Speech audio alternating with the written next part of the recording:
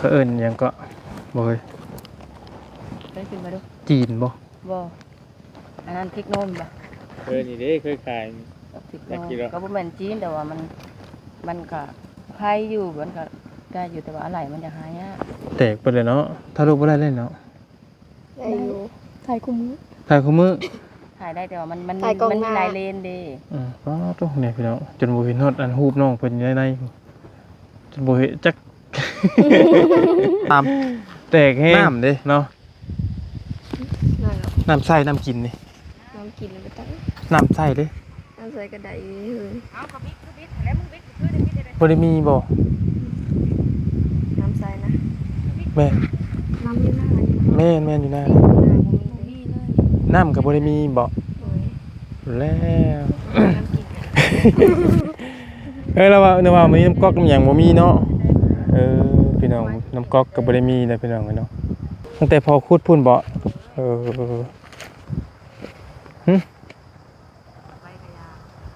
เป็นหยังอ่ะนะมันสิเป็นน้ำสร้างพี่น้องเนาะน้ำสร้างอันขุดจักหน่อยแล้วก็พอได้เป็นน้ำใส่ล้างถ้วยล้างบวงเนาะ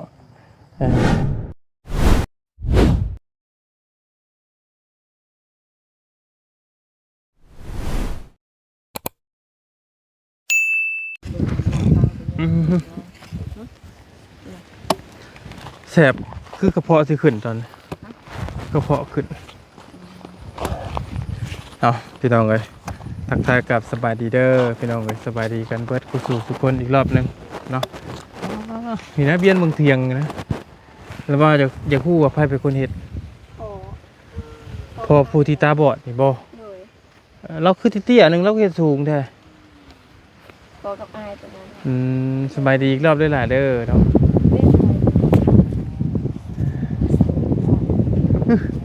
คือมีหัวกระตุงกระตามาบัดมาตาเฮ็ดบ่ฮะบ่ได้คือดิไปเมื่อแม่เพิ่นจากเมื่อเหรอเพิ่นย่านเปคำแล้วเราอะเนาะยังมีว่าแบบพี่ก็ได้ย่านละพี่กำลังพิจารณากันเมื่อบ่เจ้าก็ย่านนี่เห็นบ่เมื่อยดิสบายดีเด้อบาลีสบายดีใช่จังหวะทีมงานสิมาแถวไหนบ่ได้มาแล้วจักเป็นอะไรละงอนละเงียดอยู่แต่ละคนกะละงองละเงงอยู่เมื่อน่ะบ่ถามว่าพอบรีได้หลุดมันคือใหญ่งานถามว่าแล้วตัวย่านดอก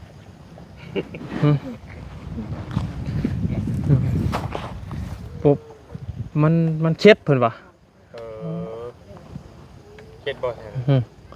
ผีภาษาอ้อมล้านเลยวะเยอะค่ะสีกระเมนทางกระเมนอ้อมเลยวะอันนี้กระเมนภาษาไอ้เขาจำคนละฟ้าเขาจำประเดะเขาจำประเละโอ้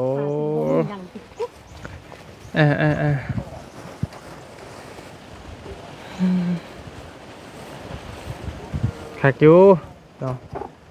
แต่ว่าต้องเป็นจากมือเลยคำเลย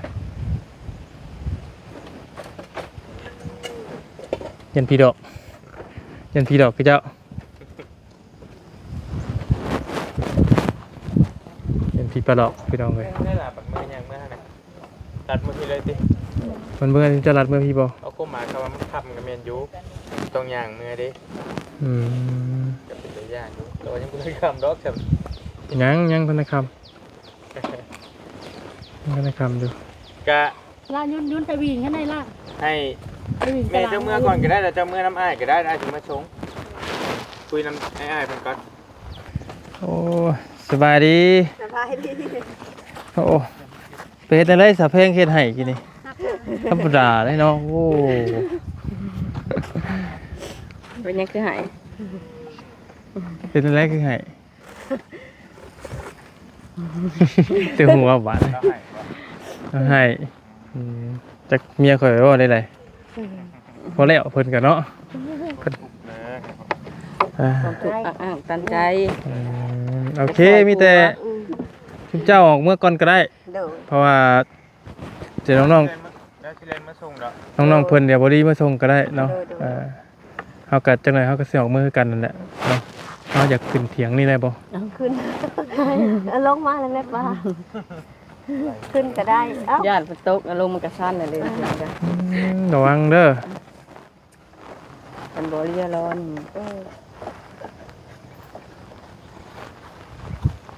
ตารางผู้ดี2 เมตรเนาะ พี่เจ้าเลยจะไปเข้านะ 2 เมตรได้ตารางนี่ ว่า แม่นยาวตึกอยู่ แล้วเห็นแบบมั่วนะให้มั่วอยู่นะ มีงัวจักโต ขายไปแล้วได้ ขายไปแล้ว เดียว เดี๋ยวได้ขี่มันเนาะ อืมหัวควายขายไปแล้วขายผัวให้แล้ว อ่ะยังอ่ะนะ ขาไก่ เออขาไก่บ่ดีชื่อว่าบ่ ซื้อมา อืมแซ่บอยู่บ่ แซ่บบ่ บ่เคยกิน มีหยัง หัว แซ่บบ่ กินมึงด้วยอ่านกินมึงด้วย กินกับอะไรหาจอลูกกบได้ยิบนึงมาจับ กินมึงด้วยกินมึงด้วย เบิ่งไงกินเบิ่งไงเพิ่นมีแก่มันอยู่ได้มันมักแก่มันบ่เด็กแก่ เกือบแล้วก็จนขาดเนาะ โอ้โห เกือบส่วนเข้า เอามันหัวเนาะ มีหยังไงนะ ช็อต ซอส เราบ่เคยกิน เราจักแนวกิน อันนี้เอื้อยจะบ่ โน่ป้า น้องเอื้อยของพ่อบ่สิว่าเลย เพื่อนของผัว เอื้อยของผัวอ๋อ กัด เราบ่ได้ยินบ่ เราบ่อยากได้ยินบ่ เราบ่ได้ยินบ่เฉพาะเขาเว้านำเราบ่ได้ยินเขาเว้าเราบ่ได้ยิน อืมโมเมนต์นั่นบ่โมเมนต์เป็นน้ำเลือดน้ำสายบ่ จะเกิดใบงอก แล้วก็เคยมี ผู้ที่ตาบอดนั่นก็น้องบ่เป็น แต่ว่าเสื้อชายผู้หนวดมันมีแล้วว่าแต่ตาบอดมันยังบ่มี อืม พวกเสื้อชายมีอยู่แล้วเลยบ่ได้ยินบ่รีแล้วว่าเราไปทาเลยเนอะทาเลยบ่ล้างแล้วสีไปเลยบัดนี้มันเฮ็ดให้แสบตาเพราะว่าขนาดเฮาเจ้าข่อยก็ยัง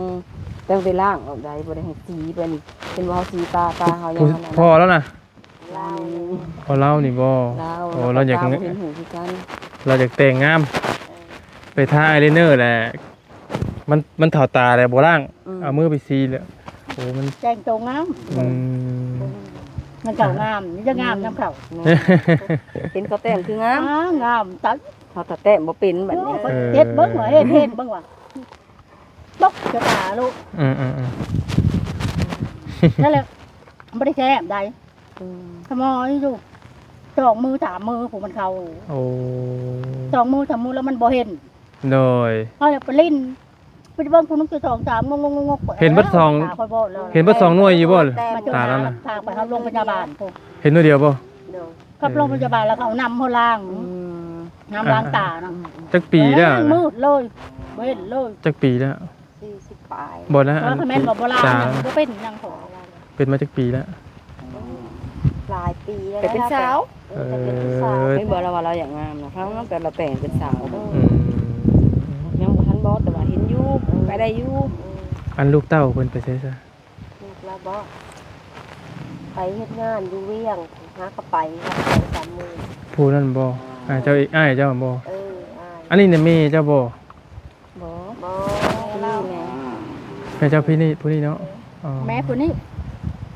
อ๋อว่าไงลูกเอ้ย น้องเต่าล่า ลูกเอ้ยลูกน้องบ่ที่อันไปอันเวียงน่ะก็อ๋อ ป้านี่ บ่แม่นอ้ายเจ้าแท้ๆเนาะเป็นอ๋อ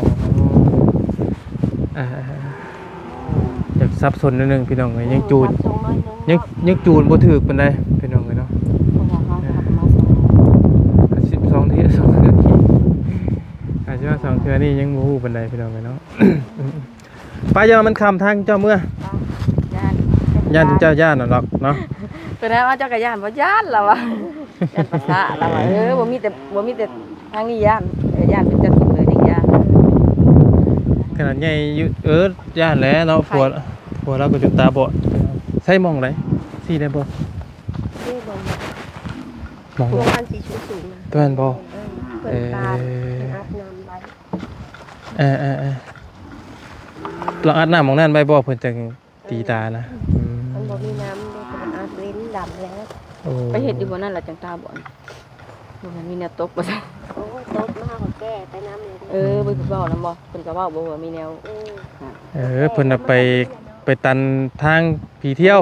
เพิ่นก็ต้องแบบมีแนวมีงานมีนี่แหละ ไปของมือ คล้ายๆบ่มีตาบ่คือมาตันทางกูประมาณนี้นะพี่น้องคำว่าเป็นคนก็ได้แต่ว่าผีตีบ่คือคนตีเด้อเนาะ แม่นล่ะก็สิแม่นเขาคันความแบบว่าเฮาเชื่อในอันนั้นก็คือว่ามีแนวตีตาแล้วก็ไปเบิ่งไปเฮาไปยาวแล้วก็ไปกลัวไปเฮ็ดหยังแล้วบัดเป็นทำไมอีก 1 2 3 คุณคนใด 4 5 บ้านนอก 6 7โอเคคู่พีขี่คนเนาะพี่น้องเอ้ยถึกแล้วคันใดนะ7นี่คันใดพีคนอันคันใดคนคันใดคู่นี่เป็นคันใดพีเพิ่นว่าแต่ว่าสูงเนาะ แต่ว่าเฮาร้ายน้องนี่หั่น แล้วคุณก็ก็ย่าง มีหยัง เขาย่าง มีหยังน่ะ บ่งบ่กระเล่น โอ้ คนนั่งกับพานคนนอนอยู่ก็บ่เห็น มีแต่เดินย่านเราเจ้าเนาะ บ่เห็น โอ้ ย่างขึ้นมา ยเนาะพี่น้องเอ้ย บ่งตัน ย่านเฮ็ดเถียงสูงแท้ นอนมาจับถาก บ่สิโดดเถียงบ่สิโดดได้บ่ล่ะ อันนอนต้องการเบ่ทุกคนเลยบ่นี่ลำแนวนี่ บ่นอนแล้วก็กับผัวกับลูก เออ คันสวดปีนี่เด้อ ปีนี้ได้ซะ โอ้แล้วบ่ได้นอน เด็กไปเมื่อบ้านเนาะยาเด้อ มีแต่เที่ยวเอาเนาะ มีผู้ชาย เที่ยวเอา เที่ยวเอาก็ได้เนาะกินล่ะกินไปอย่าว่าชิมเจ้ามันคำชิมเจ้านะเดี๋ยวเฮาคุยกับน้องๆคนก่อนก็ได้อืม ฉะนั้นให้น้องๆเอาเมื่อก็ได้เสียมกับไอ้หาขี่รถมาดิ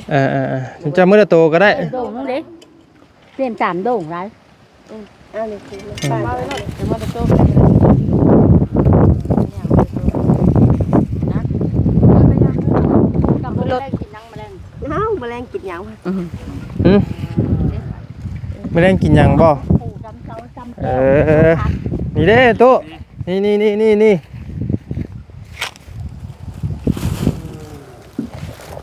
พอได้ แม่เด้อเจนเ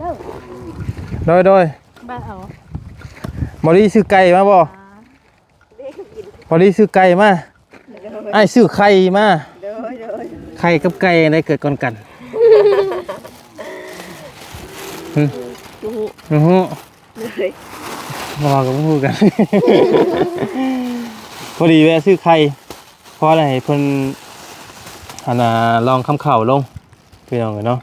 พอได้อันกินแรงเด้อเอาทางน้องฟ้าถือไว้ก็ได้ ใจให้ โดยบอกเป็นหยังเนาะเด้อ ได้กินอันนี้แหละแมลง ไม่เอากิน โอ้ขัวคักคือกันได้เนาะ บ่ไม่เอาบ่มีเงินซื้อแล้วบ่กินบ้านนอกนะฮะกิน คือกันเฮากับทางบ่มีคือกัน ก็นไปจอดลูกกบ อันเดียวกันแม่เอ้ยบ่มีเงินซื้อกับบ่กินเฮาก็ลูกกบก็ตัวน้อยๆนึงจะมาเยอะโดนน้อง หาเฮ็ดเป็นอยู่บ่น้องนะ บ้านจำเก้อว่าเป็น เฮ็ดมันออกทางไหน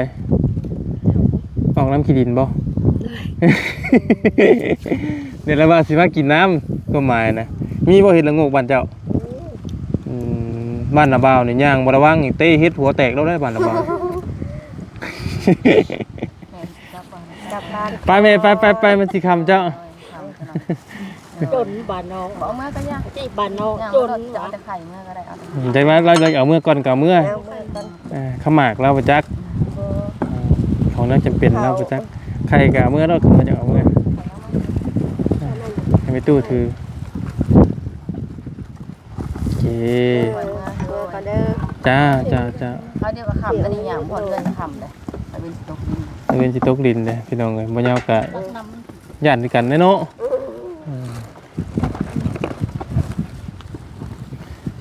รับสื่อไก่ FKFC พากันเมื่อละใกล้เด้อผู้ใดเด้อยาเขาปลักกันนำ มาโอ้ยน้ำเพิ่ง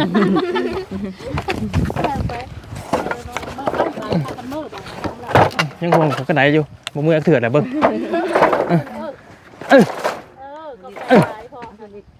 อีพอเพิ่นว่า สมมติว่าจะเห็นกันพอ กินน้ ให้เขากินแน่น้ำโดยน้ำมันชื่อกระบอกให้เพิ่นกินเนาะ ำเร็วไว้ไว้ บ๊ายบายบ๊ายบายบ๊ายบายเราคนตลกเนาะพี่น้องเลยน้องฝ้าหัวยังฝ้าฮะ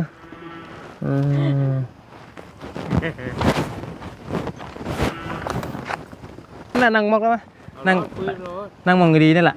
นั่งมันบ่แจ้งพุ่นก็ได้แล้วนี่เอาดะกินรถฮะ รอแล้วกัน บ่เป็นหยังกินไปน้ำก็ได้ล่ะอยู่กับระบ่าวต้องกินอย่างเดียวเลยระบ่าวพากินอย่างเดียวเราก่อนเพิ่นว่าคันกินแล้วสิบ่ได้ว่า มาระบ่าวเบิ่งโทรศัพท์นี่อีกรอบหนึงเนาะเขาเอิ้นหยังก็บ่เฮ้ย ได้กินมาดู จีนบ่ บ่อันนั้นพริกนมบ่ เคยนี่เด้เคยขาย พริกนมก็บ่แม่นจีนแต่ว่ามันก็ไผอยู่มันก็ได้อยู่แต่ว่าอะไรมันจะหายาก แตกไปเลยเนาะถ้าลูกบ่ได้เล่นเนาะ ได้อยู่ ถ่ายคู่มือ ถ่ายได้แต่ว่ามันมีหลายเลนเด้ ก็ตรงเนี่ยพี่น้องจนบ่เห็นฮอดอันรูปน้องเพิ่นอยู่ใน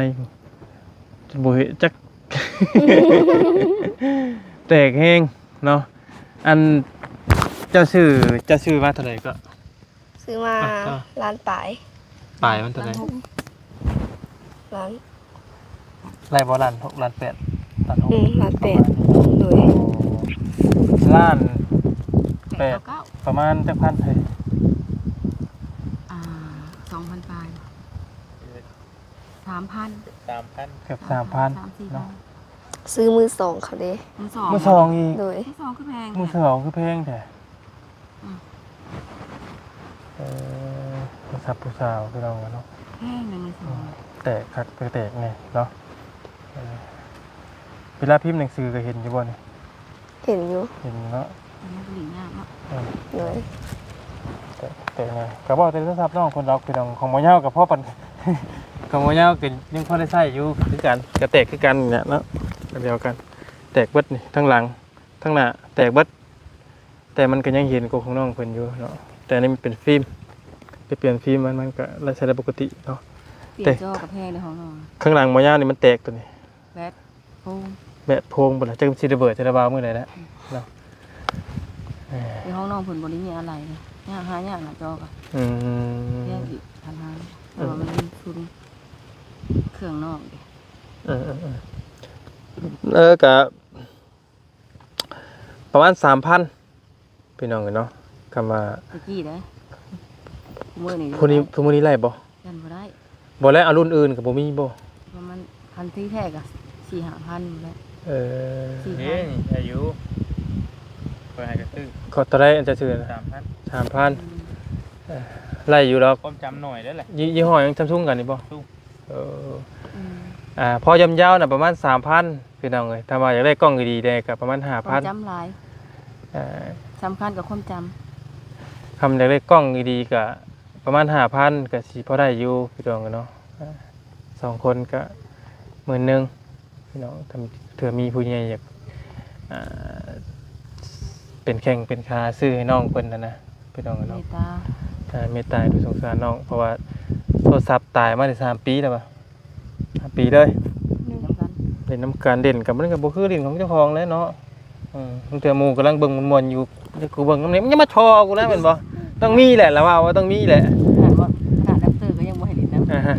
ว่าต้องมีแหละฮะ โอเคว้าว บ่เคยเว้าบ่ เลย แต่ก็ต้องมีหืออยู่แหละ เลย คอยเบิ่งก่อนนะต้องมีแหละ เอาอีดีพี่น้องเอ้ยเนาะถ้าลูกข่อยยังจับหนีเลย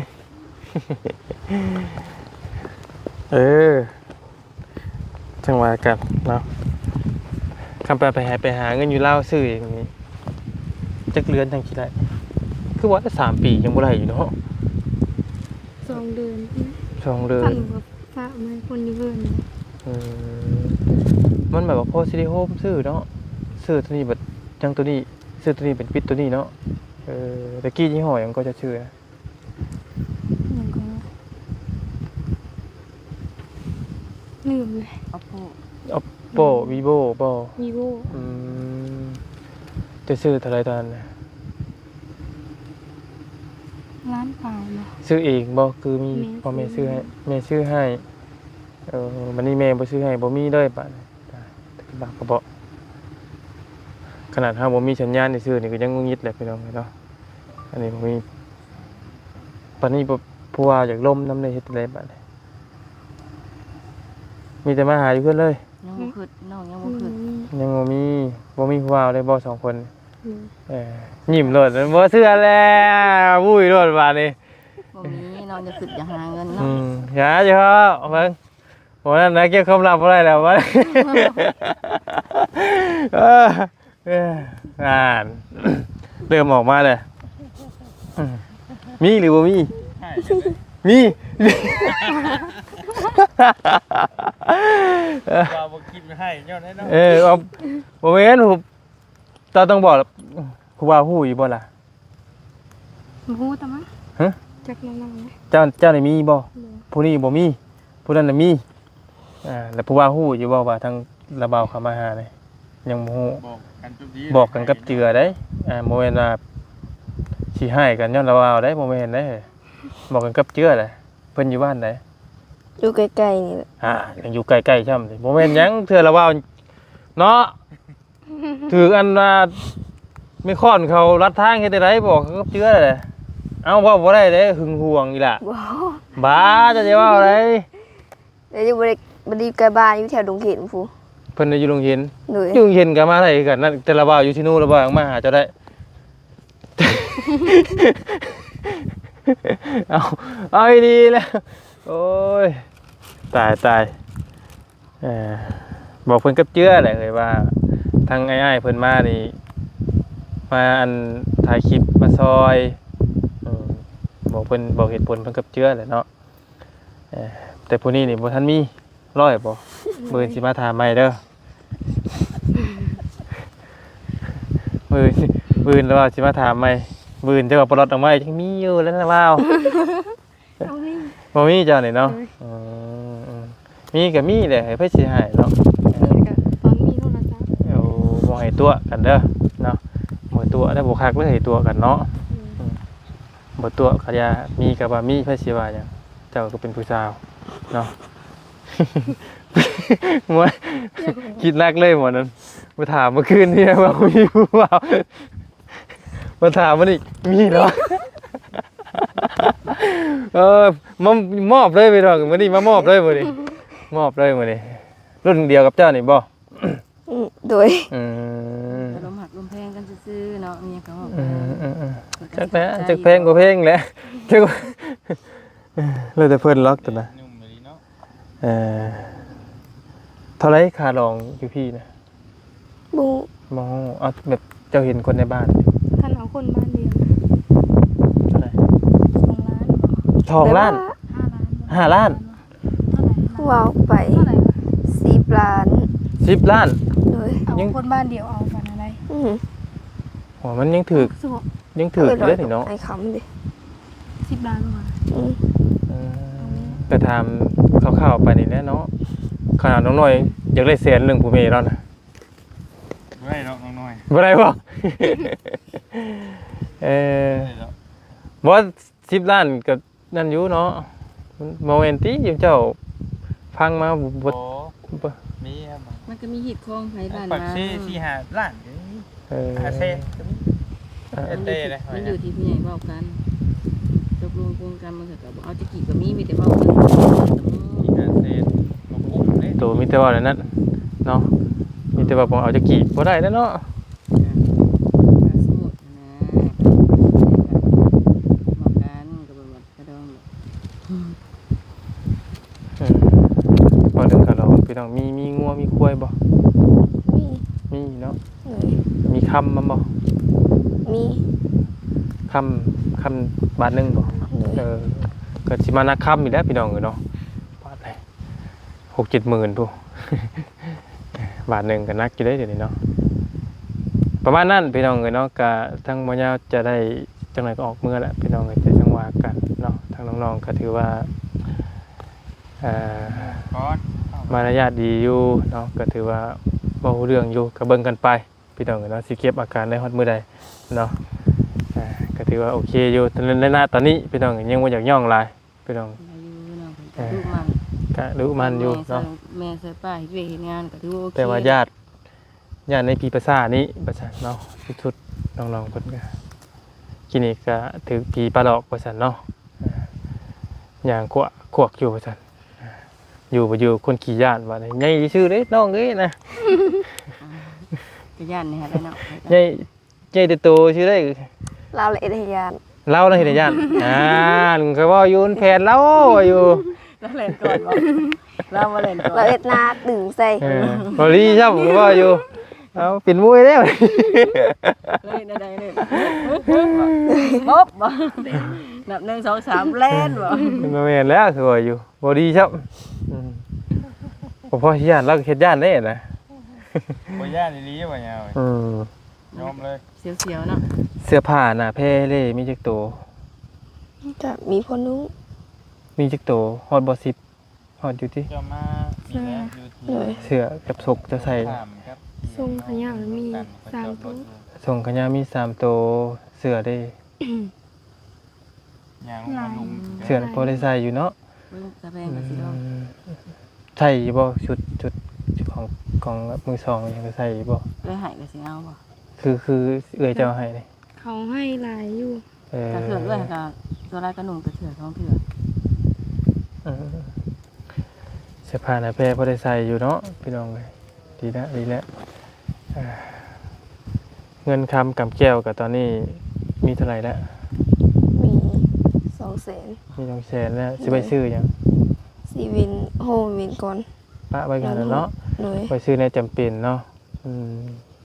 ดีแล้วพอเจ็บเป็นอุ่นๆนะพอได้ไปซื้อยามากินพี่น้องเจ้าเลยมีจักแสน มี80 นี่เอ้าเจ้าคือได้หน่อยกว่าผู้นี้ เอาเขาให้เรามื้อเช้านี้เด้ เจ้าคือบ่ได้ บ่ได้ บ่ได้ท่ามใช่กระบะกระเบาะ เออ อดเอาเนาะค่อยหาค่อยเก็บค่อยออมไปได้ก็ได้เนาะพาสามีแต่ละบ่าวสิออกเมื่อก่อนเด้อแต่บ่าวบ่มีเงินให้มื้อนี้เนาะเบิดคือกันละบ่าวก็เติมมันมาเบิดเลยเนาะมีแต่สิออกเมื่อป้าก่อนก็ให้มีผู้ใหญ่อุดหนุนสงสารเด้อเรื่องโทรศัพท์มือถือเนาะเพราะว่าก็ถือว่าเป็นหลักๆเลยแหละเนาะโทรศัพท์ต้องคนเราต้องมีพี่น้องเป็นสิ่งที่จำเป็นหลักๆในครอบในครัวก็ว่าได้เลยเนาะมีเดือดร้อนอย่างก็เป็นโทรศัพท์ด้วยนะพี่น้องเลยเนาะฮัลโหลลืมถ้วยอยู่เพื่อนเอาออกมาเลยเด้อกับมันก็ยังโอเคเลยพี่น้องอันนี้ บ่ได้เว้าเลย บ่ได้เว้าเลยต้องยางอย่างเดียวนะพี่น้อง เพราะเขาเป็นผู้หญิงเขาต้องถือเพราะเขาต้องการความช่วยเหลือเขาก็สามารถที่ว่า ผู้หญิงผู้ชายก็คือกันมันคือกันนะเนาะเถื่อคือเฮาผู้ชายผู้หญิงคือกันเห็นบ่ข่อยลืมไม้กันสั้นเด้อเอาไม้ไว้ข่อยได้เลิกฮะก็ยังโอเคนี่ก็ซื้อเป็นนัวมาเด้อซื้อก้อนมาในลำหน้านี่ฮ้อนแดดก็ยังโอเคมีแต่ย่างเมืองเดียวนี่เนาะ ถีบกับบ่มี ถีบก็บ่มี แต่มีกับบ่ขี่นะเบิ่ง ที่บ่ได้ละ มันแพง เพราะได้รถถีบก็เพราะได้นะเพราะว่าเล่นบ่ซื้อลูกก้อนนี่นะ โอ้สำหรับให้ข่อยขี่ถีบกับย่างนี่ข่อยย่างนี่กลัวข่อยเมื่อยทำคลิปปานนั้นได้อเถอะเด้อจะเบาเมื่อป้าก่อนเดี๋ยวบืนสิมาลินน้ำใหม่เด้อ เลย ทั้งน้องทั้งสองคนขอให้โชคดีขอให้เป็นเด็กน้อยขยันขันแข็งของพ่อของแม่ตัวมันเฮ็ดเวียกเคยพอใส่แม่เด้อป้าสัตว์สบายดีเด้อเด้อเนาะโอเคมาระบายความหมายขึ้น ไผ่เด้อ โอเคครับใจคือกัน ได้อยู่ โมเมนต์โทรมาเรื่องลูกกูจะลูกเขาของเฮียนเลยไปพี่น้องเลยระบายลืมถามน้ำเด้ นั่นหรอก น้ำใส่น้ำกินนี่ น้องกินไปตั้ง น้ำใส่เด้ น้ำใส่กระไดอยู่นี่เลย บ่ได้มีบ่ น้ำใส่นะ แม่ น้ำอยู่หน้านี่นะ แม่อยู่หน้า น้ำบ่มีเลย นี่เลย น้ำกับบ่ได้มีบ่ เลย แล้ว น้ำกินแบบซักเอาหาบมาคืน มันเจาะอะไรอยู่บ่ไหนครับเจาะนี่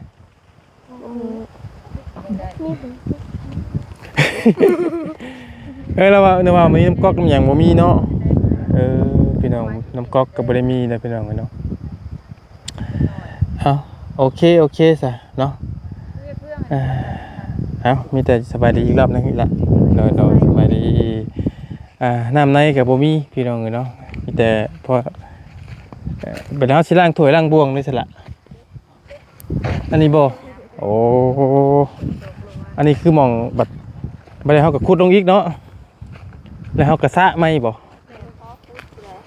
ตั้งแต่พอขุดพุ่นบ่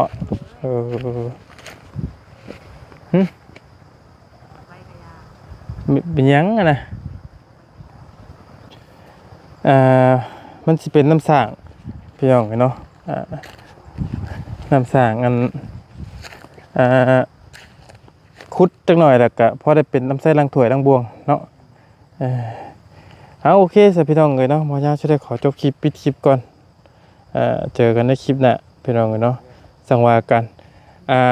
หลักๆการแม่น้ำตอนนี้พี่น้องเลยน้ำใส่เนาะ